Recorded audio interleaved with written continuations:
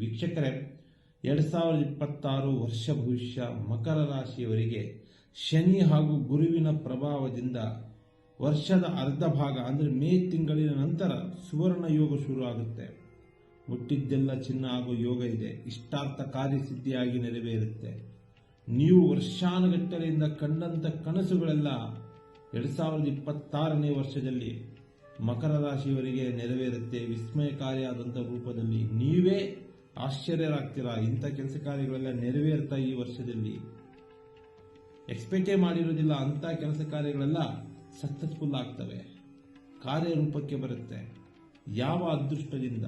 ತೃತೀಯ ಸ್ಥಾನಾಧಿಪತಿಯಲ್ಲಿರುವಂತಹ ಶನಿಯ ಅದೃಷ್ಟದಿಂದ ಹಾಗೂ ಉಚ್ಚ ಸ್ಥಾನದಲ್ಲಿರುವಂತಹ ಗುರುವಿನ ಪ್ರಭಾವದಿಂದ ನೀವು ಬಯಸಿದ್ದೆಲ್ಲ ಸಿಗುತ್ತೆ ಈ ವರ್ಷದಲ್ಲಿ.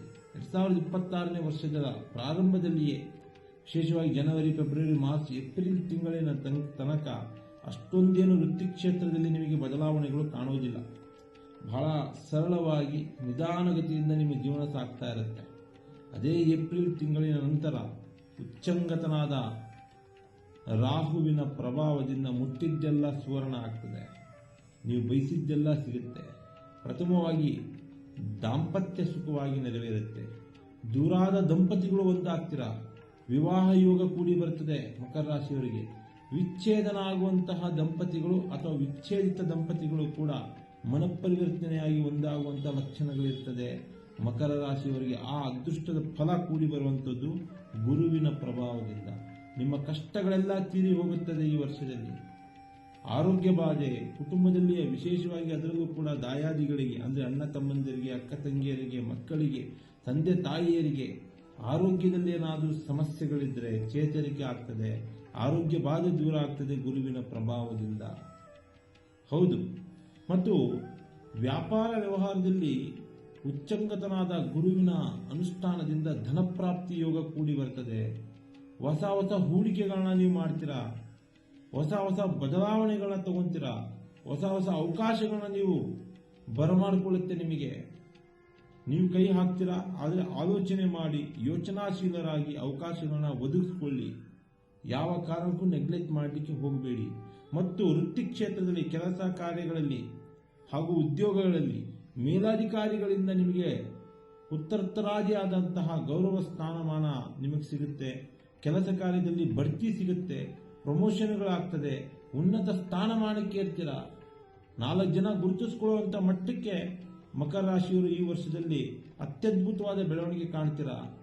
ನೆಗೆಟಿವಿಟಿ ಅನ್ನುವಂಥದ್ದು ಈ ವರ್ಷದಲ್ಲಿ ನಿಮಗಷ್ಟು ಆಗಿ ಕಂಡು ಬರುವುದಿಲ್ಲ.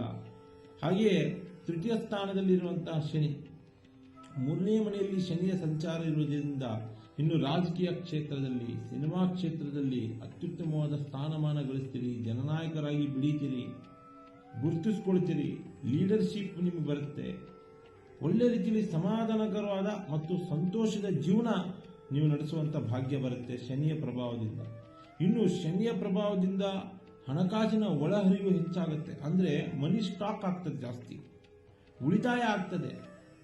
ಯಾಗ ಇನ್ವೆಸ್ಟ್ಮೆಂಟ್ ಮಾಡುವಂಥದ್ದು, ಭೂಮಿ ಖರೀದಿ ಯೋಗ ಬರುವಂಥದ್ದು, ಜಮೀನು ಖರೀದಿ ಮಾಡ್ತೀರಿ, ವಾಹನಗಳನ್ನ ಖರೀದಿ ಮಾಡ್ತೀರಿ, ಕಟ್ಟಡ ಖರೀದಿ ಯೋಗ ಬರುತ್ತೆ. ಮತ್ತೆ ನಿಂತು ಹೋದ ಗೃಹ ಕಟ್ಟಡ ನಿರ್ಮಾಣ ಕಾಮಗಾರಿಗಳು, ಕಟ್ಟಡ ಕಾಮಗಾರಿಗಳು, ಅಂಥದ್ದೇನಾದ್ರೂ ಕೆಲಸ ಕಾರ್ಯಗಳು ನಿಂತು ಹೋಗಿದ್ರು ಕೂಡ ಇರುತ್ತೆ, ಕೆಲವೊಬ್ಬರಿಗೆ ಆಗಿರ್ತದೆ. ಅಂತಹ ಸಮಸ್ಯೆಗಳು ಕೂಡ ಈ ವರ್ಷದಲ್ಲಿ ನೆರವೇರುತ್ತೆ ಮಕರ ರಾಶಿಯವರಿಗೆ. ಇನ್ನು ಇಷ್ಟಪಟ್ಟಂತ ವಿಚಾರದಲ್ಲಿ, ಇಷ್ಟಪಟ್ಟಂತ ಪ್ರೇಮಿಗಳು ದೂರ ಆಗಿದ್ದರೆ ಅಥವಾ ಇಷ್ಟಪಡ್ತಾ ಇದ್ರೆ ಮಕರ ರಾಶಿಯವರು, ಇಷ್ಟಪಟ್ಟಂತ ಪ್ರೇಮಿಗಳು ಕೂಡ ಒಂದಾಗ್ತೀರಿ. ನೀವು ನಂಬಿದಂತ ವ್ಯಕ್ತಿ ಕೂಡ ನಿಮ್ಮಂತೆ ಆಗ್ತಾರೆ. ಏನೋ ಒಂದು ಪಾಸಿಟಿವಿಟಿ ಬರುತ್ತೆ ಈ ವರ್ಷದಲ್ಲಿ ನಿಮಗೆ. ಶನಿಯ ಪ್ರಭಾವದಿಂದ ಅದೃಷ್ಟದಾಯಕವಾದಂತಹ ಶನಿ ನಿಮಗೆ ಒಳ್ಳೊಳ್ಳೆ ಅವಕಾಶಗಳನ್ನು ಕೊಡ್ತಾನೆ. ವಿದ್ಯಾರ್ಥಿಗಳಿಗೆ ಗುರುವಿನ ಪ್ರಭಾವದಿಂದ ಸರ್ಕಾರಿ ಕೆಲಸ ಕಾರ್ಯಗಳು ಸಿಗುತ್ತೆ. ವಿದೇಶಿ ಯೋಗ ಕೂಡಿ ಬರ್ತದೆ ಶಿಕ್ಷಣ ನಿಮಿತ್ತ, ವ್ಯಾಪಾರ ನಿಮಿತ್ತ. ಹಾಗೆ ಹೆಚ್ಚಾಗಿ ಪ್ರಯಾಣ ಮಾಡ್ತೀರಿ, ನಡೆದಾಡ್ತಾ ಇರ್ತೀರಿ, ವರ್ಷ ಪೂರ್ತಿ ಅಲೆದಾಡ್ತಾ ಇರ್ತೀರಿ. ಆದರೆ ಉದ್ದೇಶ ಚೆನ್ನಾಗಿರ್ತದೆ, ಅದು ಅದೃಷ್ಟದಾಯಕವಾಗಿ ಲಾಭದಾಯಕವಾಗಿ ಮಾತ್ರ ಅಲೆದಾಡ್ತೀರಿ. ಸುಖ ಸುಮ್ಮನೆ ಅಲೆದಾಡುವಂತ ಯೋಗ ಇಲ್ಲ. ಮತ್ತು ಸಂಗಾತಿಯಿಂದ, ಪತ್ನಿಯಿಂದ, ತಾಯಿಯಿಂದ ನಿಮಗೆ ಧನಪ್ರಾಪ್ತಿ ಯೋಗ ಇದೆ. ಹಣಕಾಸಿನ ಸಹಾಯ ಆಗ್ತದೆ, ಸಾಲ ಬಾಧ್ಯತೆ ಇರುತ್ತೆ. ಬಹಳ ಅದೃಷ್ಟ ಇದೆ ಅಂತ ಹೇಳ್ಬೋದು. ತೃತೀಯ ಸ್ಥಾನಾಧಿಪತಿಯಾದಂತಹ ಶನಿ ಮಹಾದೇವನ ಕೃಪಾ ಕಟಾಕ್ಷದಿಂದ ಪಿತ್ರಾರ್ಜಿತ ಆಸ್ತಿ ನಿಮಗೆ ದಕ್ಕತ್ತೆ. ಕೋರ್ಟ್ ಕಚೇರಿ ವ್ಯಾಜ್ಯಗಳಲ್ಲಿದ್ರೆ ರಾಜಿ ಸಂಧಾನದ ಮುಖಾಂತರ ಜಯಶೀಲರಾಗ್ತೀರಾ. ಒಳ್ಳೆ ರೀತಿಯಲ್ಲಿ ಹೊಂದಾಣಿಕೆ ಇದೆ. ಶತ್ರುಭಾಜನೂ ದೂರ ಆಗುತ್ತೆ ಈ ವರ್ಷದಲ್ಲಿ. ಅಪಮಾನ ಅವಮಾನಗಳ ಗಂಡಾಂತರ ದೂರ ಆಗ್ತದೆ. ಪ್ರತಿಯೊಂದು ಸಮಸ್ಯೆಗಳು ಕೂಡ ಮಕರ ರಾಶಿಯವರು ಒಳ್ಳೆ ರೀತಿಯಲ್ಲಿ ಬಗೆಹರಿಸ್ಕೊಂತೀರಾ. ಆದರೆ ನೀವು ತಾಳ್ಮೆ ಸಹನೆಯಿಂದಿರಬೇಕು. ಮನಸ್ಸಿನ ಹಿಡಿತ ತಗೋಬೇಕು. ಯಾಕಂದ್ರೆ ವೃಥಾ ಖರ್ಚಾಗ್ತದೆ. ಸುಖ ಸುಮ್ಮನೆ ಖರ್ಚು ವೆಚ್ಚಗಳು ಹೆಚ್ಚಾಗ್ತದೆ. ಉಡಾಫೆಯ ಜೀವನ ಬರುತ್ತೆ. ಇದ್ರ ಬಗ್ಗೆ ಸ್ವಲ್ಪ ಎಚ್ಚರಿಕೆಯಿಂದಿರಿ. ಒಳ್ಳೆ ರೀತಿಯಲ್ಲಿ ಬಾಂಡಿಂಗ್ ಬೆಳೆಸ್ಕೊಳ್ಳಿ ಕುಟುಂಬದವರ ಹತ್ರ, ಸಂಗಾತಿ ಹತ್ರ, ಪತ್ನಿ ಹತ್ರ, ಸ್ನೇಹಿತರ ಹತ್ರ. ಒಳ್ಳೆ ರೀತಿಯಲ್ಲಿ ಹೆಸರುಗಳನ್ನ ತಗೊಂಡು ಹೋದ್ರೆ ನಿಮಗೆ ಬರುವಂತಹ ಅವಕಾಶಗಳಿಂದ ನೀವು ಅದೃಷ್ಟವಂತರಾಗ್ತೀರಾ. ನಿಮ್ಮ ಕುಟುಂಬ, ನಿಮ್ಮ ಮನೆತನ ಭದ್ರವಾಗ್ತದೆ.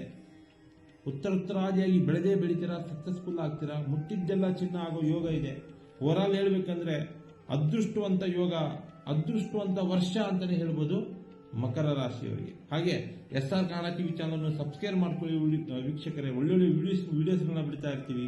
ರಾಶಿ ನಕ್ಷತ್ರಗಳ ಬಗ್ಗೆ, ತಂತ್ರ ಮಂತ್ರಗಳ ಬಗ್ಗೆ, ಹಾಗೆಯೇ ಕೂಡ ಸಲಹೆಗಳನ್ನ ಕೊಡ್ತೀವಿ. ನಿಮ್ಮ ಜಾತಕ ವಿಮರ್ಶೆ ಮಾಡಿ ಒಳ್ಳೆ ಪರಿಹಾರ ತಿಳಿಸ್ತೀವಿ. ಸ್ಕ್ರೀನ್ ಮೇಲೆ ನಂಬರ್ ಹೋಗ್ತಾ ಇರ್ತದೆ, ಕಾಲ್ ಮಾಡಬಹುದು. ಸಮಸ್ಯೆಗಳಿಗೆ ವಿಮರ್ಶೆ ಮಾಡಿ, ಚರ್ಚೆ ಮಾಡಿ ಪರಿಹಾರ ಕೊಡ್ತೀವಿ. ನಮಸ್ಕಾರ ವೀಕ್ಷಕರೇ. ಸರ್ವೇ ಜನರು ಸುಖಿನೋ ಭವಂತು.